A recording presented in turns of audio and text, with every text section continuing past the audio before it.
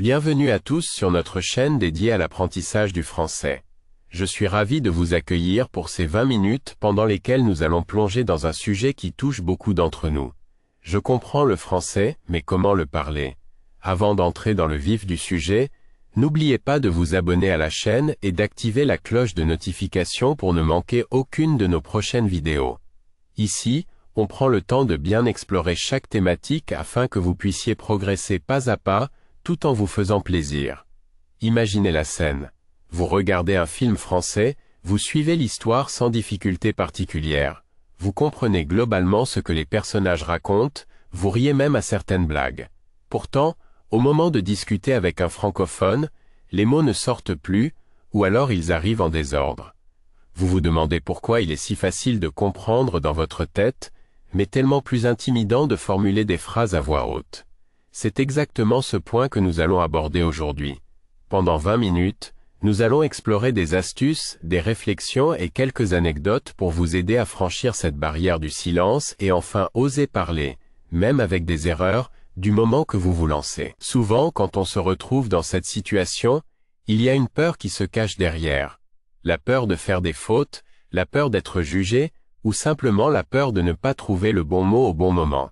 C'est un peu comme si vous aviez appris des centaines de recettes de cuisine en regardant des vidéos, en lisant des livres, en admirant des chefs, mais que vous n'aviez jamais fait la moindre tentative de préparer un plat par vous-même. Vous auriez toutes les connaissances théoriques, mais aucune pratique. Forcément, au moment de passer au fourneau, vous pourriez être hésitant. Le français, c'est la même chose. Vous avez sans doute assimilé beaucoup de choses.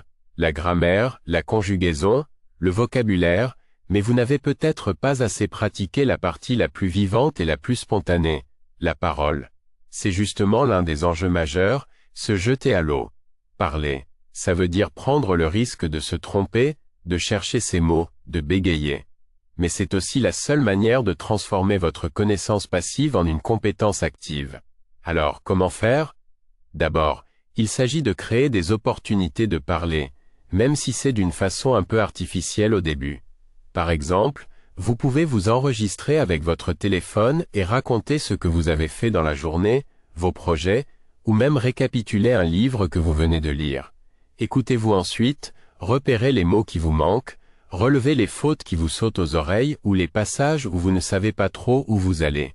C'est un excellent moyen de devenir conscient de vos faiblesses et de les corriger.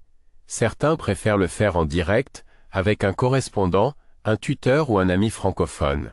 C'est une excellente idée aussi, car vous aurez un feedback immédiat. Vous pouvez par exemple vous inscrire sur des plateformes d'échange linguistique, où vous pourrez discuter par visioconférence et alterner entre votre langue maternelle et le français. Si vous n'en connaissez pas, faites une petite recherche. Vous trouverez vite des communautés ou des applications qui mettent en relation des gens du monde entier désireux d'apprendre une nouvelle langue. L'essentiel, c'est de passer à l'action, de ne plus vous contenter d'écouter et de comprendre, mais bien de produire des phrases, des idées. Et souvenez-vous, vos interlocuteurs, dans la majorité des cas, seront ravis de voir que vous faites l'effort de vous exprimer en français. Maintenant, si vous avez une forte appréhension, une autre tactique peut vous aider, la technique du shadowing. Elle consiste à écouter un audio en français, ça peut être un podcast, une interview, ou même un extrait de film, et à répéter immédiatement à voix haute ce que vous entendez. Vous allez calquer votre débit, votre intonation, votre prononciation sur ce que vous entendez, un peu comme si vous étiez un imitateur. Au début, c'est troublant et un peu fatigant, mais rapidement vous verrez que votre bouche, votre langue et vos lèvres s'habituent au son du français et votre fluidité s'améliore. C'est un entraînement discret, mais très efficace, parce qu'il fait travailler la coordination entre votre oreille et votre voix. Vous n'êtes pas juste en train de comprendre passivement, vous êtes en train de reproduire le français. Au-delà de ces exercices pratiques, il y a aussi un travail sur l'état d'esprit. Parler une langue étrangère, c'est accepter un certain degré de vulnérabilité. Il faut abandonner l'idée de paraître parfait ou de tout maîtriser. Vous allez faire des fautes. Nous en faisons tous, y compris dans notre langue maternelle. Et alors, l'important est de se faire comprendre et de progresser. La perfection viendra avec le temps et l'expérience. D'ailleurs, beaucoup de Français apprécient les étrangetés de leur langue. Ils trouveront charmant que vous ayez un accent ou que vous cherchiez vos mots. Tant que vous restez ouvert et motivé, vos erreurs seront perçues comme un signe de bonne volonté. Si malgré tout, vous ressentez un blocage, rappelez-vous que vous êtes déjà capable de comprendre. C'est un immense atout. Vous avez déjà franchi un gros morceau du chemin. Vous pouvez suivre un film, comprendre un podcast, lire des articles de presse ou des romans simples. Vous possédez donc des bases solides, et il ne vous reste plus qu'à muscler votre expression. C'est un peu comme quelqu'un qui aurait pris des cours de piano en théorie pendant des années, connaissant parfaitement les partitions, les notes et le solfège, mais qui n'aurait jamais osé poser les mains sur le clavier. Une fois qu'il se lance et qu'il joue ses premiers accords, tout l'apprentissage précédent prend vie. C'est exactement ce qui va se passer avec votre français dès lors que vous ouvrirez la bouche et oserez vous exprimer. Je vous conseille aussi de noter, chaque fois que vous regardez un film ou une série, quelques répliques qui vous plaisent particulièrement. Essayez ensuite de les répéter à voix haute, en jouant avec l'intonation.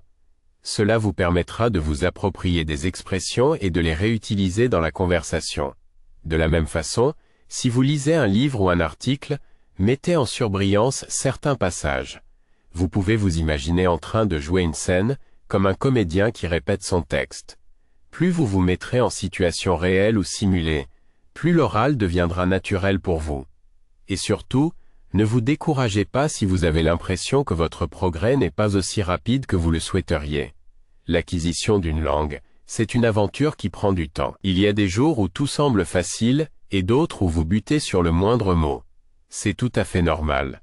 L'important, c'est de maintenir le cap, de vous rappeler pourquoi vous apprenez le français, peut-être pour voyager, pour travailler, pour communiquer avec des amis ou de la famille, ou simplement parce que vous aimez la richesse de cette langue.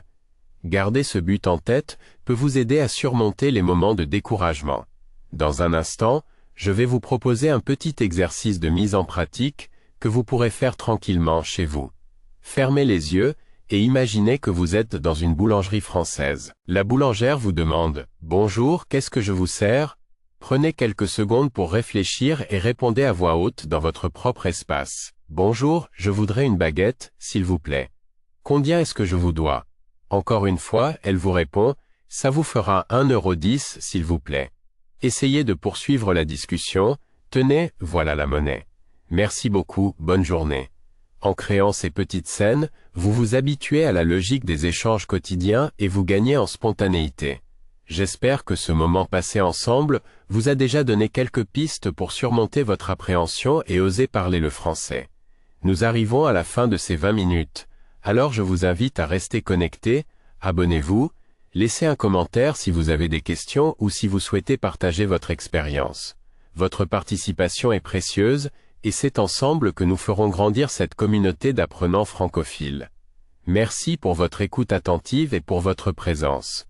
Continuez à pratiquer, à vous enregistrer, à échanger, et vous verrez que peu à peu, vous ne vous contenterez plus de comprendre, vous serez capable de prendre part à la conversation. Je vous souhaite une excellente journée ou soirée, selon l'endroit du monde où vous vous trouvez, et je vous dis à très bientôt pour une nouvelle vidéo sur notre chaîne.